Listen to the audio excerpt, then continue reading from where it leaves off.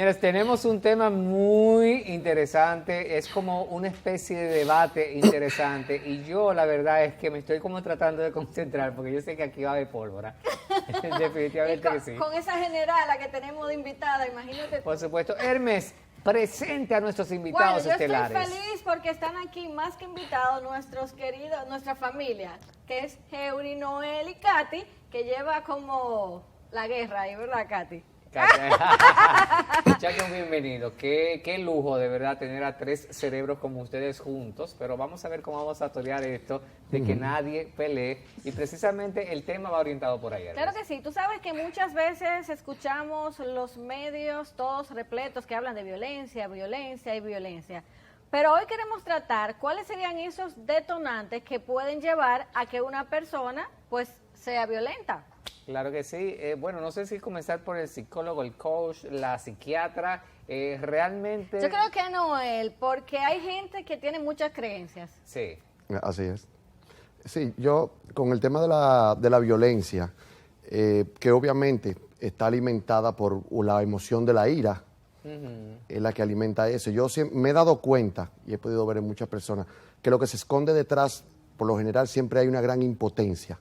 Una impotencia de querer cambiar algo que no puedo cambiarlo, y como no tengo la manera de canalizar la emoción de la impotencia, pues entonces eso devenga en la ira. Hay un video que se hizo viral en estos días de una joven en la calle que peleó, le dijo de todo a todo el vivo que estaba cerca de ella. Y el video se hizo viral y de hecho comenzaron entonces expertos a hablar sobre la violencia, sobre, óigame, ¿qué tenía esa muchacha adentro? ¿Tiene problemas? Ningún exorcismo había que hacerle. Pero psiquiátricamente y bueno, y psicológicamente, o sea, una gente puede tener en un pique que le dé un momento así, ¿no? O tener mucho pique acumulado que te hagan explotar. Claro, o qué le pasó a ella, y llegó ahí justamente cuando en el medio de la calle le pasó su situación y explotó. Mira, lo primero que te voy a comentar es nosotros tener claro qué significa cada término, porque nosotros tenemos que saber que también se ha descrito una ira que es funcional. Si yo tomo un coraje porque me quemé en un examen y digo con esa misma fuerza voy a estudiar para pasar el examen, eso es funcional. Claro. Entonces tenemos que saber cuándo se convierte en algo patológico y cuándo no lo es. Y un consejito para mis colegas expertos, ustedes saben que es imposible que no lo comente. Dale. Usted no puede estar dando diagnósticos cuando usted no evalúa, eso es antiético, eso no es profesional y hay que tener mucha capacidad para usted estar perfilando. Hay que tener cuidado con eso, colegas. No sabemos el contexto en el que se dieron las cosas para uno estar opinando. Eso suele ser muy común y los medios de comunicación, no que psicoeduca, pero hay muchos de ellos que sí les gusta llamar a los psiquiatras, mira, pasó tal caso y fulano el artista está preso, ¿tú me quieres dar alguna opinión? Entonces hay que tener eso como en su contexto. Refiriéndome a lo que es la violencia, tenemos que saber que la violencia es algo intencional, es algo que yo decido hacer para yo agredir. Otra cosa es que yo tengo un descontrol en mis impulsos, que es algo biológico, algo psiquiátrico, o que yo esté teniendo alguno de esos factores que tú mencionabas. El uso y el abuso del alcohol, por ejemplo, son propensos a llevarme a tener una conducta violenta. El modo de mi ambiente, cómo yo me he criado, me convierten o no, en muchas ocasiones, ya sea en una víctima o en un victimario. O sea que hay muchos factores que influyen realmente. Katy, y por ejemplo, eso es como hereditario, que una gente sea violenta. Mira, nosotros hablamos de herencia si hay una marcada parte de lo que es la biología. O como dirían los dominicanos, es que ese muchacho salió loco como su papá, porque siempre se lo pegan ustedes. Bueno. No, para nada. Mira, si hay una tendencia, si yo vengo de una familia de personas de un contexto violento, pues es probable que mi conducta aprendida sea así, porque estoy siendo condicionado. Le voy a dejar eso a mi colega porque eso es condicionamiento, Pavlov y compañía, y hay un psicólogo para ello, ¿verdad? Claro. Entonces, pero ciertamente hay patologías psiquiátricas que te llevan a ser más violento. Por ejemplo, el trastorno del control de los impulsos. Muchas veces en mi experiencia en lo que ha sido ya en fiscalía, yo puedo ver que la mayoría de los hombres que tienen algún tipo de agresión hacia la mujer, y me van a perdonar que yo sé que estoy acompañada de varones, yo sé que la violencia de género es para ambos, pero lo más común y frecuente es que cuando hablamos de eso, la agresión es hacia la mujer. Entonces, es la ropa, sí. Perdónenme chicos, a lo mejor es la ropa que tengo, ¿verdad? Pero bueno, el punto es que muchas veces nosotras somos más vulnerables y propensas a que se ejerza esa violencia por muchísimas cosas, incluso hasta cultural, que arrastramos. Pero la realidad es que estamos viviendo un tiempo muy difícil, donde la violencia ha tenido parte igual que la pandemia y no ha bajado a pesar de ella. Eury, ¿se aprende, se hereda? Una pregunta que él me hacía, el tema del ser violento.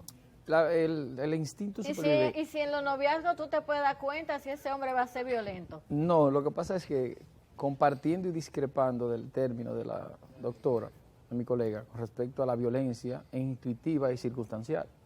El criminal no nace, se forma y se hace de acuerdo a los patrones de conducta que vamos formando en nuestro círculo, en nuestro ambiente social. Cada hombre, cada ser individual, como dicen por ahí, cada ser humano tiene un loco en su cabeza. Cada ser Jugando humano. ping-pong. Sí, porque hay un yo Lo la que gente pasa no es conoce. que lo determinan las circunstancias, porque siempre va a prevalecer el instinto de supervivencia por encima de cualquier situación en la que nos encontremos. Por eso es que la gente dice de que tú no me has visto cuando se me suelta el loco. Exacto. Pero el caso de la joven, yo soy de lo que digo, las informaciones se toman de acuerdo al estado emocional en la que te encuentres en ese momento. Esa mujer pudo haber venido de terminar una relación de cuántos años. Pudo haber venido de una repartición de bienes de cuántos años. Esa mujer pudo haber venido de perder un ser querido. O de descubrir una O sea, infidelidad. entonces, tú acabas de chocarte con otro individuo Se que está pone relajando, que está bromeando con una persona que no está emocionalmente preparada para esa broma. Y tú detonas ese loco que tiene ese individuo en esa cabeza. Pero que ahí viene entonces de los yo que conozco, el que no conozco y el que sale ahí rápidamente. Pero entonces, Noel, tú que siempre das como esos consejos bonitos para que la gente pueda desacordarse, desarrollarse, encontrarse, compartir con los demás. Reinventarse. ¿Cómo? O sea, yo como individuo me encuentro en una situación así o otra, o quizás peor. O sea, ¿cómo yo puedo controlar ese momento? Yo como individuo en la pólvora de la explosión, pero yo al lado de una persona así, entonces para no llegar a ese punto. Te voy a hablar desde mi experiencia personal, o sea, desde yo manejando mi propia ira en momentos difíciles, ¿verdad? En momentos de situación. Por ejemplo, te voy a poner un ejemplo. Voy manejando en la calle, se me atraviesa un chofer, un padre de familia, de una manera, pues obviamente, claro, Motorista, dilo, intuitivamente, claro, intuitivamente tal vez lo que quiero hacer es mencionarle a toda su familia. Sí. Eso hago. ¿Qué he hecho yo para poder manejar esa ira que nace de mí cuando eso sucede? Trato de cambiar la interpretación de lo que está sucediendo.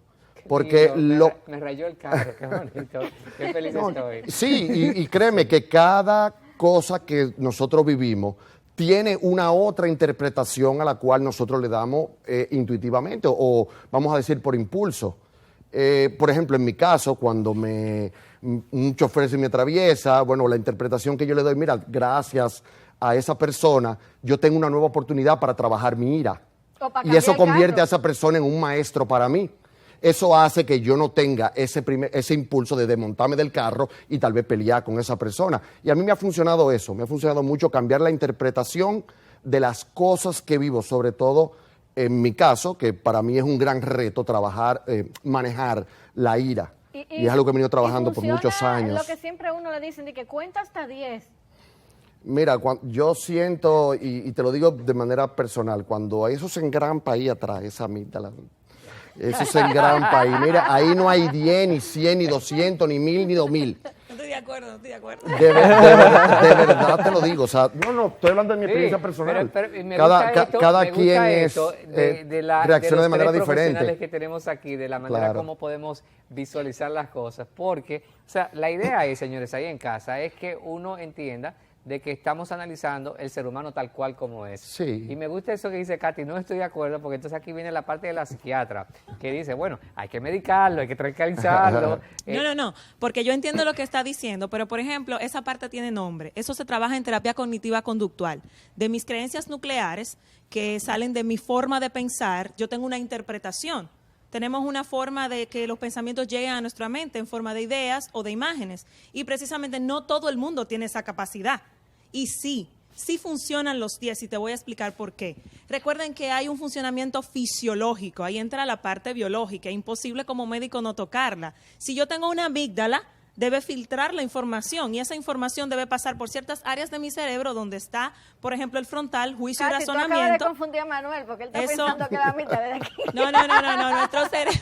Ay, Pero qué es malvada. verdad, o sea, yo pensaba, yo decía, Qué pero yo pensaba malvada, que qué eso era para malvada. la amigdalitis. No, mi niño. Tenemos una amígdala cerebral, que es a la que él se refería precisamente, y esa es la que se encarga de frenarnos. Claro, ya Freud hablará de su yo y de super yo, pero gracias Freud por lo que nos dejaste. Ahí me saqué Vamos de a Aaron Bay hablar. porque llegamos más pronto. Entonces, esas creencias son las que me hacen a mí actuar de una u otra forma. Ahora bien, si yo tengo algo biológico, será imposible controlarlo. Lamentablemente hay que medicar. Nosotros conocemos incluso procesos donde se le quita parte del cerebro a la persona para que no reaccione. Wow. Entonces eso es otra cosa, una lobotomía, por ejemplo, y ese tipo de Pero procesos. esos son como en casos muy extremos o nada más. Claro, es vemos- que hay o personas lo que vemos tienen un solamente grado de en violencia película. terrible. Hay un grado de violencia que no lo pueden realmente controlar. Hay estudios que dicen que son ciertas formas del cerebro, el tamaño y muchas hipótesis, porque de eso no hay ninguna certeza. Está, por ejemplo, el psiquiatra Michael Stone. Él es psiquiatra forense y es una persona a la que más ha estudiado, por ejemplo, el cerebro del psicópata. Entonces, cuando él hizo todo su estudio y llegó a conclusiones maravillosas, decidió hacerse un estudio a él mismo. Y resultó que su estudio a nivel de imagen salió exactamente igual que el psicópata sin tener ninguna conducta. Wow. Entonces seguimos teniendo muchos baches, muchas hipótesis, pero la realidad es que sí podemos reeducar, no a los psicópatas, no a los antisociales, pero sí a las personas que son violentas porque tenemos centros conductuales en el país. Así es.